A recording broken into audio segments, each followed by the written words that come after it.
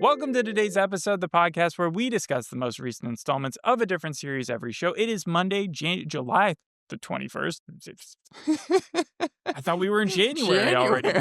I thought we were in January already. A few days ago, the Emmys released its nominations. And from the pool of drama series and comedy series, do you have a favorite? The Pit, I hope, gets it for drama. And do you think Noah Wiley's going to win for Best Actor? I certainly hope so. I think he deserves it the most. And then I think it's going to go to The Bear for comedy series. I want to go to The Studio, or nobody wants this, though. Why would it go to The Bear Because again? The Bear has bad things about Season 3.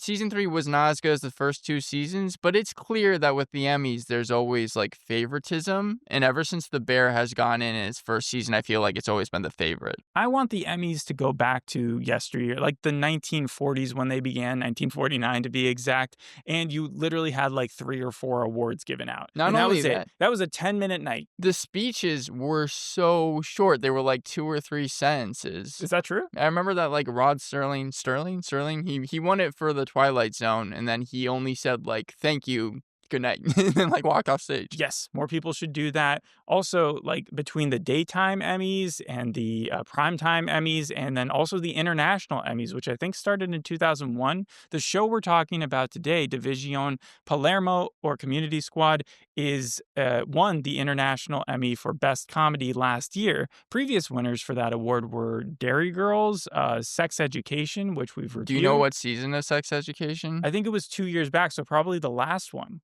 The last one? Oh, okay. Season 4? Yeah. Maybe they were just trying to throw it in there to be oh, you deserve acknowledgement.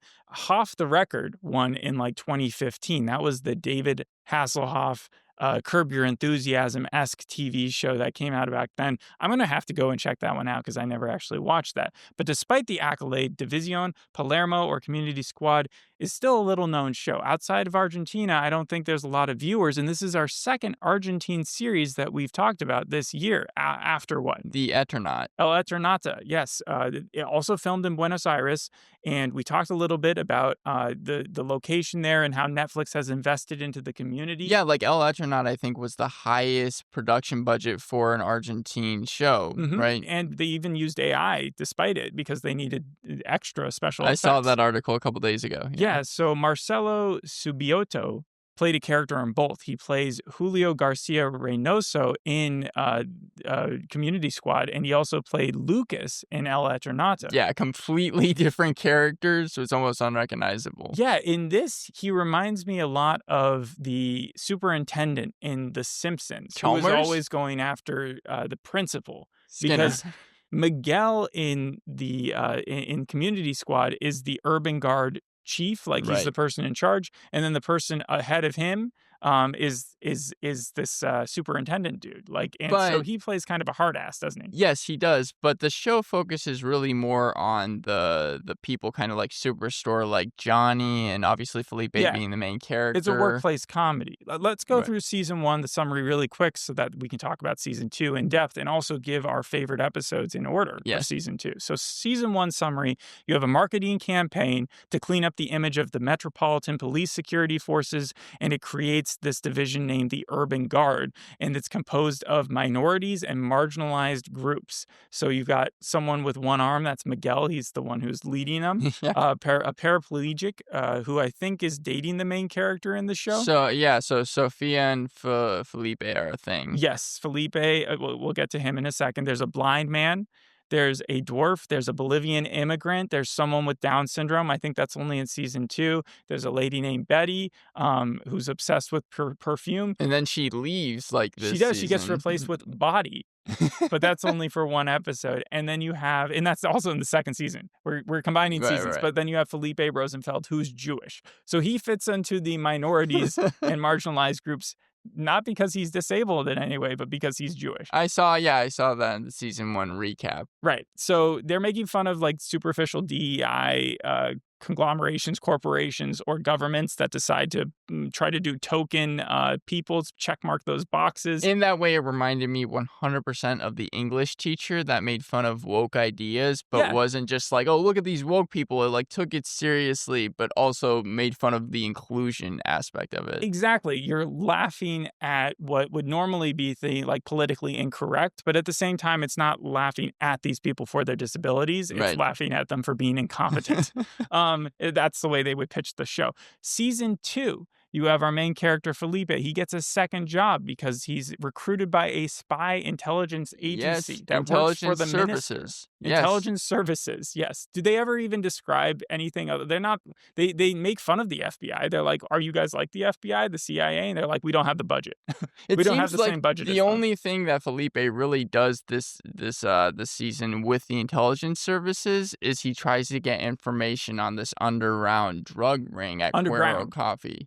Or, I mean, like, it's like a spy type of thing. Yes. So he's set in charge of just walking in and keeping his eye open. And he ends up, like, outing himself rather quickly because Esteban shows up, one of his friends, who immediately says, oh, this guy's a cop. Esteban is the dumb cop. He's the Joey from Friends of the TV show, the Kelso from that 70s show. He means well. He means well, but he's just so dumb. Like Esteban and Paulo are the two cops who are set in charge of the urban squad to basically make sure that they don't screw up and teach them the ways of the police But force. It's like even in episode 4, Esteban, he can't find a radio, so he ends up using a toy radio. Well, he can't find his own microphone or his own radio because that was given to Milton. So Milton is the bad guy. Milton owns the coffee shop, and him and his baristas are apparently drug runners. And after shitting his pants when the Korean mafia tries to kill him, that's a stay over from the first season,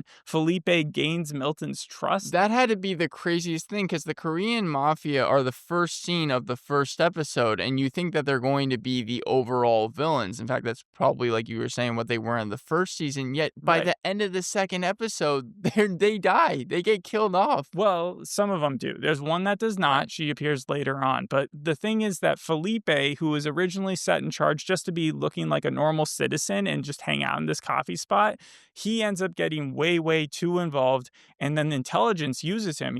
They're like, yeah, you're going to be a double agent. You're going to feed us back the information. And so he has a job as a cop right now with the urban guard. Yep. He has a job tracking Milton for the intelligence agency and also doing Milton's dirty work, like covering up dead bodies and stuff. No, and he also gets really close with Milton. I mean, he's even invited to the orgy in episode 5. The orgy is quite a surprise. He's also kind of forced to break up with Sophie? Yeah, Sophia, yeah. Which one? It's Sophia. Okay, so she's the one in the wheelchair, and she takes it kind of poorly in the third episode. Let's talk about how this show was created. So Santiago Korovsky, he actually is Jewish. He's like 40 years old. He plays Felipe. I was going to ask if it was the creator that plays the It's main kind of character. like Ghosts, where the creators of the series were the actual characters in the series. And Brian Jordan Alvarez from English Teacher. Exactly. More so than like Smilf or My Crazy Ex-Girlfriend, where like they're taking more realistic parts of their lives and kind of infusing them in the characters.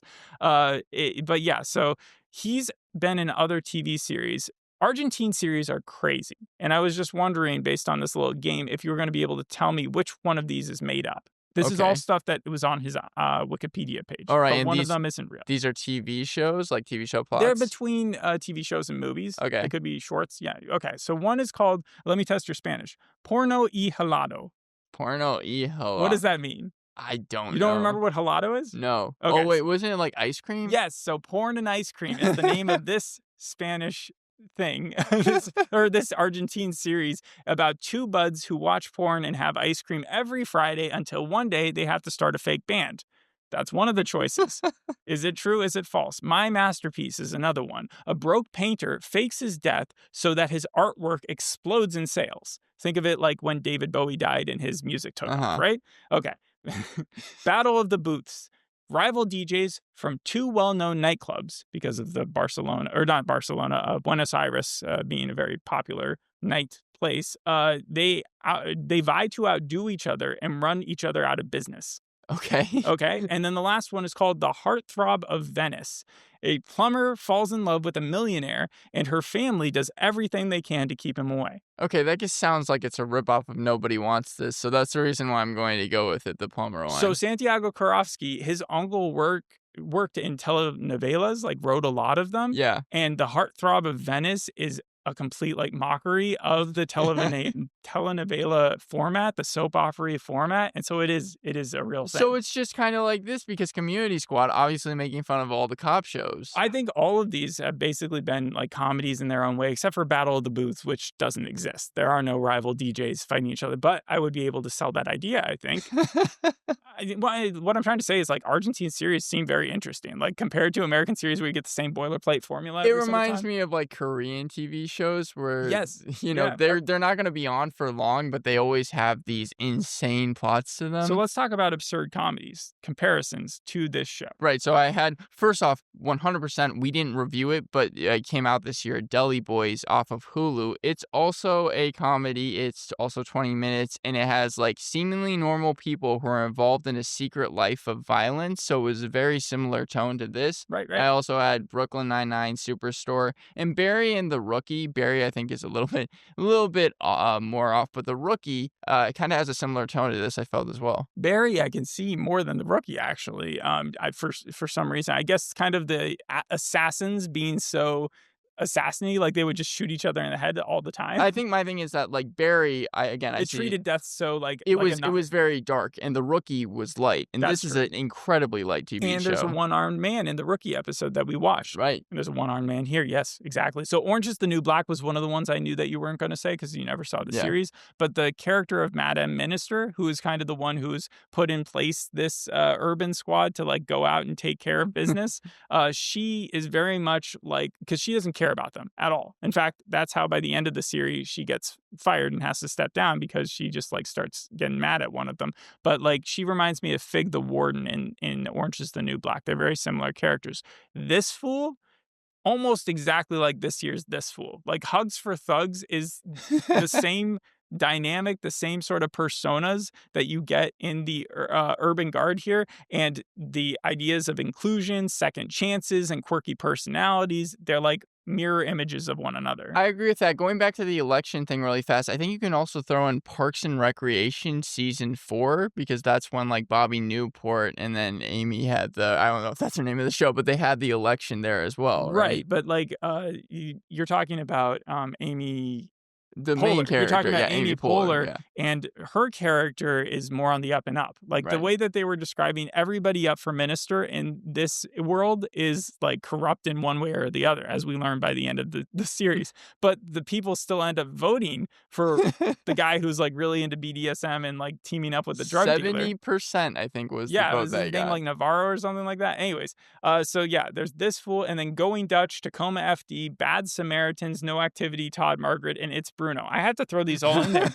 for different reasons, but Bad Samaritans was actually a really short-lived comedy that came onto Netflix. It was billed as a Netflix original back in like 2013 when House of Cards came out, and they took it down like 3 years later. No one's ever heard of it since, but if you watch the trailer for that and then you watch the trailer for this, they're very similar. I never saw it, so yeah, that out of all your list, I was like, which one is that? Mm-hmm. And then The Simpsons, I already said. Seymour, Principal Skinner remind me a lot of the two characters we already talked about. Let's get into our rated episodes. Which was your favorite episode of the season? Oh, favorite. Okay, it's funny because this actually followed my lowest rated, but my favorite was actually episode 2. And I think the reason why that is because for most of the episode, I was going to give it like a 6.5, but that ending to me not only matched with the Korean mafia characters dying out of nowhere, but also because an on-running joke throughout the episode is Felipe cannot find any dirt on Milton. For Milton to then like take up that cup and have a secret room and have the drug ring, I had to add an extra 2 points onto it and give it an 8.5 out of 10. So the name of the episode is Operation Flat White, and it was also one of my favorites. I put it as my number 3 favorite of the season. Okay. It's where Felipe, goes into Cuero Cafe. He meets the staff, and he even makes friends with the one lady when he goes in the back and she knocks over the food pan. And the on-running joke being that he is gluten. He can't eat gluten, and he also has IBS. And so like by the end of the episode, his plan is to like shit somewhere. He needs to use the bathroom of Cuero Cafe, so he drinks a lot of coffee. But that's when the Korean mafia shows up, like you said, tries to kill him. And in the process, by shitting himself, he stalls for time. And then he kicks over the gun to Milton, who kills the Korean kills people. him. It's so funny because this is, again, a very light TV show, but the deaths were actually kind of gruesome. They're not afraid to show bloodshed. That's the most Barry it got, right? And even in the first episode, they did something similar where, do you want to talk about that one? That was actually my least favorite episode. Same. I actually gave it a 6 out of 10 because I didn't really know. I was put off, didn't really know what the series was about. Felipe 2.0, the guard gets new people because apparently at the end of season 1. It's a new department, right? Because it seemed, because at the very beginning of the series, it's not a new department, but they moved into like a bigger layer. Like it's a big CGI balloon looking thing. But then they get this new guy named David Schwartz. Yes, and he's supposed to be a replacement for Felipe. Funny thing about, the name David Schwartz though, but I went to school with someone whose name was David Schwartz. And they were pretty cool too. I went to with Ryan Schwartz. Okay, but maybe they were related. David. Okay. Anyways, yeah, no. So David, he's going to be taking over for Felipe, and then that's when we learn Felipe. He's going to try and get into the intelligence services to get enough money to leave his home. But then it turns out that the Korean mafia tracked down David. Yeah, so like David is really, really rising up the ranks of the urban guard really quickly. He's able to he's going out to a riot and he's able to talk to these people. He's able to calm the riots and he's getting a promotion. He's taken Miguel's job by the end. He's kind of like James Spader from The Office. And so he's walking home and yeah, the Korean mafia confuses him with Felipe because they look a little similar. They both are Jewish. That's the reason why he's there. And then they end up assassinating him. Well, the reason they assassinate him is because he calls them like Chinese, right? And No. So like they run up to him and they're like, "Is that the guy?" And they're like, "Hey, Jew!" And he turns around and he starts to lecture them about like how they shouldn't they shouldn't do that. And then I think they are confused as Chinese, I think, but I thought that was by Milton.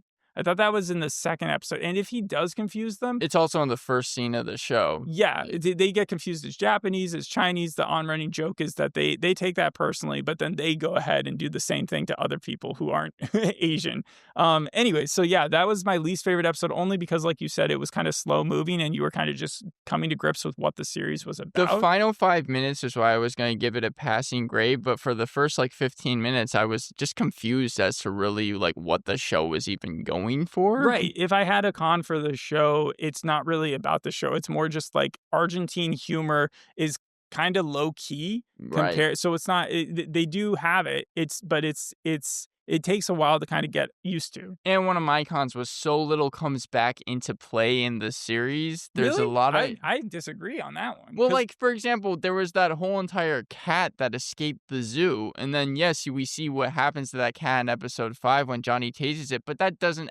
that's the last that we hear of it. But it is conclusive. It goes through the full story. It's conclusive, but I'm saying that, in terms of a full series, even Johnny's anger storyline doesn't have, an actual resolution to it. He acts it out when he's at the that's my favorite episode, Palermo, of hostages, when half the squad goes to a school and then they start running a protest, and then the other half has to deal with, or Miguel has to deal with, a robbery that's being done by a bunch of disabled people. And somehow my favorite robbery thing, I didn't like the robbery storyline as much as the school one, but the fact that one of the disabled people is in a wheelchair and holding a gun and able to fire it with his foot because he doesn't have hands. Yeah, he's sticking people up with his feet. And then they let go of the hostages by dressing them like the disabled people, so they think that they've caught them, and then they get away out the back door and they get past Esteban, who thinks that they're another urban security squad.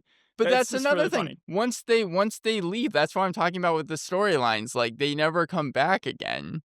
They do, though, because in the last episode, if you remember, they literally said our urban guard pretends to be the same people who robbed the bank by saying, "We have that money." That's how they get into Milton's lair and join the BDSM thing that's going on in there and try to save their friends. So all the stories intersect in a way. And even Felipe's jobs, him being part of the intelligence agency, a drug ring, and him being part of the urban guard, all of those converge at the very end where the intelligence agency turns on him, tries to team up with Felipe and with Milton and kill off Felipe, and then whoever else starts popping in there. So there's Esteban and Sophia, and then the rest of the urban guard try to save the day, and by the end the intelligence guy is trying to murder like 10 people just like staging some sort of huge suicide thing. The last 2 episodes, I really like the pacing of both of them. They were my number 2 and 3 on my list. But I just found episode 5, I thought the orgy storyline got a little bit too silly, but orgy storyline.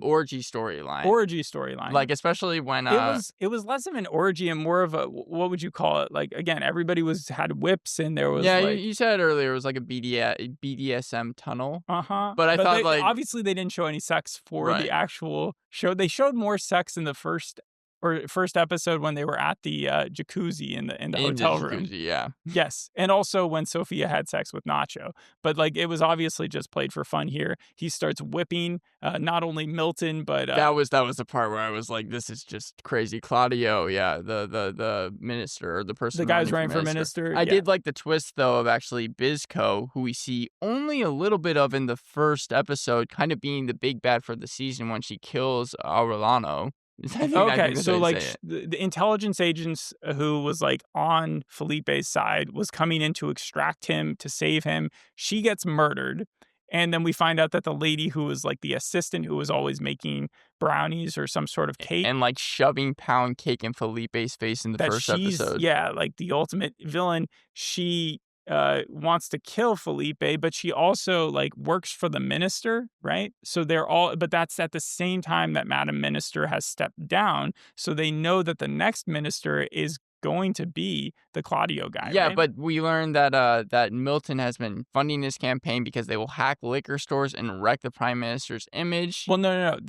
They're going to team up with it. Think of it like Succession, where they tried to align themselves with the one party because they knew that if they got in good with him early, then he would be their friend forever, right? Right. In this, they were taking down his competition as well as getting him into office in exchange for like favors later on. Mm-hmm. So it was always a team up between the two of them. And so when that gets exposed, everybody would think, well, it's over for this guy. But instead, all the Buenos Aires citizens apparently think that it's cool that this guy is so open about his sex life and he's the cool candidate. So they vote him in anyways. And he ends up increasing the monetary, like the finances for the police department there. However, he eliminates the urban squad or urban unit. Yeah. So they've decided then that they're going to band together and open up a coffee shop called... The blind guy does that, doesn't he? Yeah, Edgar? Yeah, him and Paulo. Yeah, they say this cafe. That's what they're going to call it. All right. Have we talked about all the episodes? So episode 1, Felipe 2.0, episode 2, Operation Flat White.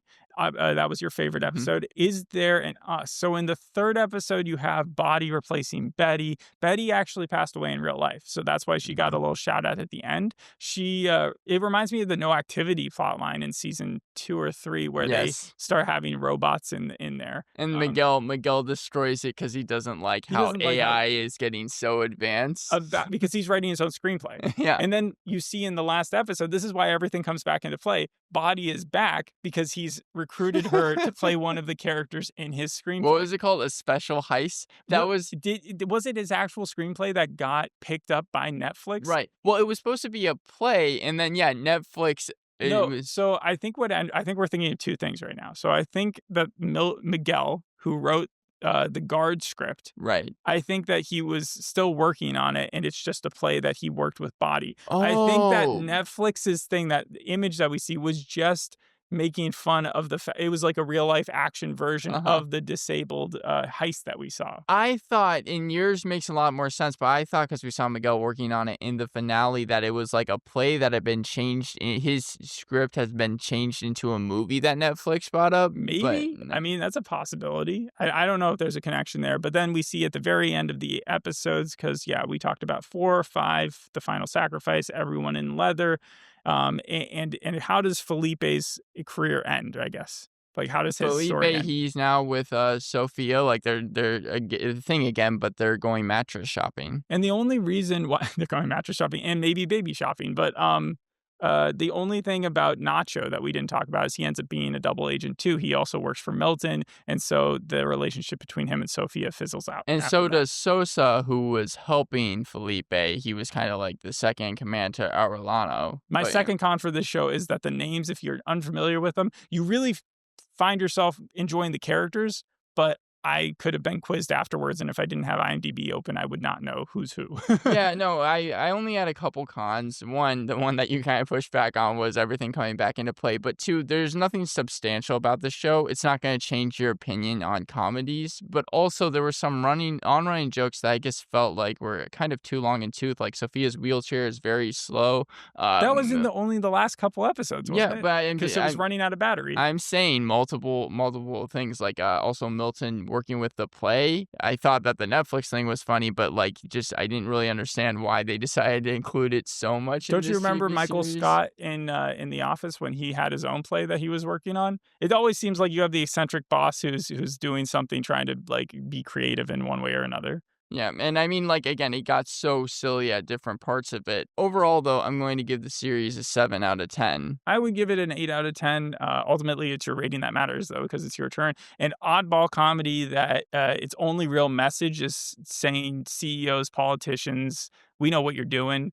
And it's we're going to make it funny regardless. If you haven't seen the show, then we just kind of spoiled it, but I would say... No, I think you can still actually enjoy it. My thing is, give it until the end of episode 2, because again, that's when the show to me, once you got to the end of that, that's when I felt the show picked up and actually became very funny. I think the first few episodes can be forgiven for trying to kind of like set things up. If you think we've spoiled too much, I would say absolutely not. Like, go in, check it out, and like all the jokes that we didn't talk about between, like, there's one specifically about an electrocution that happens that is just, it makes the whole series, but you will find yourself laughing out loud at least once per episode. My favorite joke, which I will ruin, is when Sophia goes back to she's trying to surprise her boyfriend. She goes to Felipe's house.